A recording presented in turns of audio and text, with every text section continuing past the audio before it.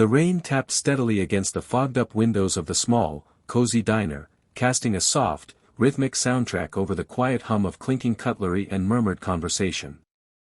Outside, streetlights reflected off puddles, giving the whole world a silvery shimmer. Inside, warmth wrapped around the handful of diners sipping coffee and chatting over steaming plates.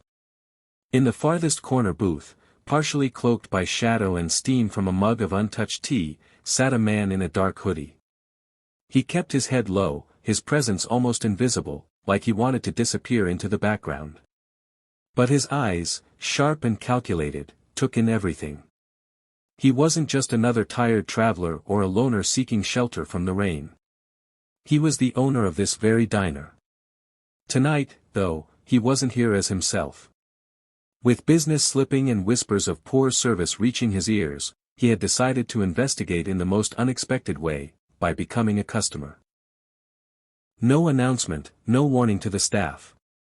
Just him, in disguise, sitting silently to see what happened when the boss wasn't watching. He opened the menu slowly, pretending to read, but his attention flicked between tables. A waitress was helping an elderly man with trembling hands. Another server laughed with a child while gently cleaning up a spill. No fake smiles. No stiffness. Just real, raw humanity. Still, he waited, watching for cracks.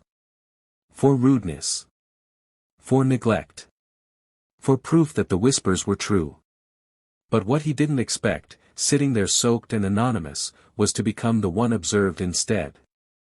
And what came next, the quiet act of compassion left for him by a stranger, would shake him far deeper than any audit or report ever could.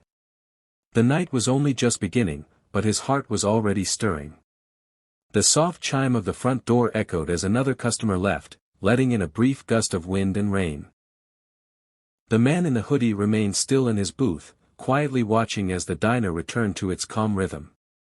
A waitress, no older than her early 20s, moved gracefully from table to table, tired, but attentive. Her uniform was slightly wrinkled, and dark circles framed her eyes, yet she smiled like someone who still believed in good days. Eventually, she reached his table, wiping her hands on a folded towel tucked at her side. Her name tag read Lena. She gave him a kind but cautious smile, the sort reserved for someone who might be having a tough day but hadn't said it out loud yet. "Hi there," she said gently, placing a glass of water in front of him. "You staying dry out there?" He nodded, mumbling something about walking a long way and just needing something warm. She glanced at the menu still closed in his hands and leaned in slightly, lowering her voice so only he could hear. "If you're hungry but trying to save, the lentil stew is hearty, filling, and it comes with bread.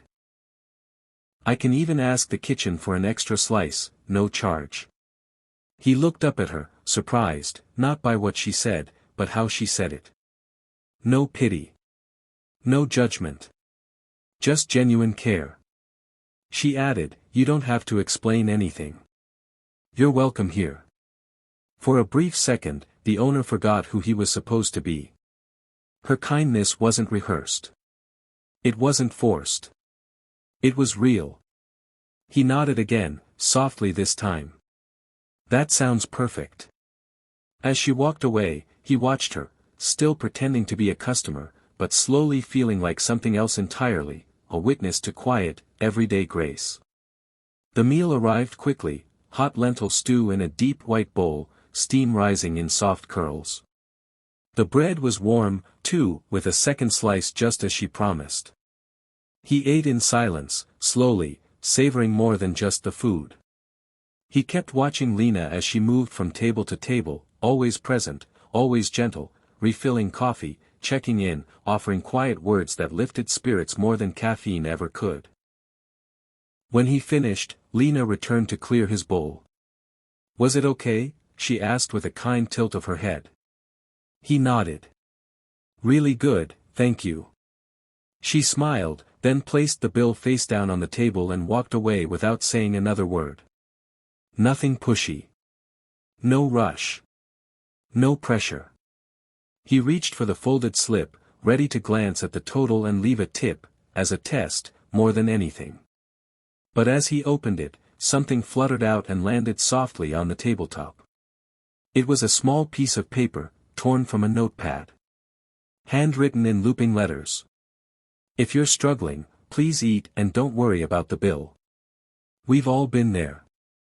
Lena." He stared at it, frozen. The paper shook slightly in his hand. This wasn't policy. This wasn't company protocol. This was her. A waitress who didn't know who he was, didn't ask, didn't need to. She just felt something, and acted with quiet, anonymous grace. He looked around the diner, suddenly seeing it differently. The glow of the lights. The hum of comfort. The soul of the place he had built, now clearer in her small, unspoken act. The man in the hoodie blinked, swallowing the tightness in his throat. He had come seeking flaws. But instead, he'd been humbled by kindness that money couldn't buy. The diner had begun to quiet down, the evening rush fading. Plates clinked in the back, and the rain had softened to a light drizzle tapping against the windows. Lena was wiping down a counter when she noticed him standing near the register. The man, hoodie now lowered, posture a little straighter, was waiting, bill in one hand, note still folded in the other. She offered a polite smile, not yet realizing. "All set?" she asked. He looked at her for a moment. Really looked. Then, slowly, he pulled down his hood. Lena's smile faltered. Her breath caught. Recognition flashed in her eyes. The quiet diner stranger was no stranger at all. Her boss. The owner. Her face drained of color. "Oh. I didn't know." "I know you didn't," he said gently. She looked down, hands fidgeting. "I didn't mean to break any rules. I just thought, maybe you needed it." He unfolded the note and held it out, not accusingly, but like it was something fragile. Something precious. This isn't breaking rules. This is the rule. Or at least, the one I forgot. Silence stretched between them, thick with emotion. "I came tonight," he continued, "because I thought this place had lost its heart. That the people working here might not care anymore. But I was wrong." Lena's voice was soft. "So. I'm not in trouble." He gave a small, awed laugh. "Trouble? You reminded me why I built this place. Why it mattered in the first place." She didn't know what to say, only that her legs felt weak, and her chest tight. In that moment, the man wasn't a boss and she wasn't just a waitress. They were two people standing in a place built on second chances, and tonight, it had just given them both one. The next morning, the diner buzzed with its usual routine, fresh coffee brewing, morning regulars flipping through newspapers, and the kitchen clattering to life. The staff had no idea what had happened the night before. But Lena did. She moved quietly, unsure of where she stood. Would he let it go? Would she be written up? Fired?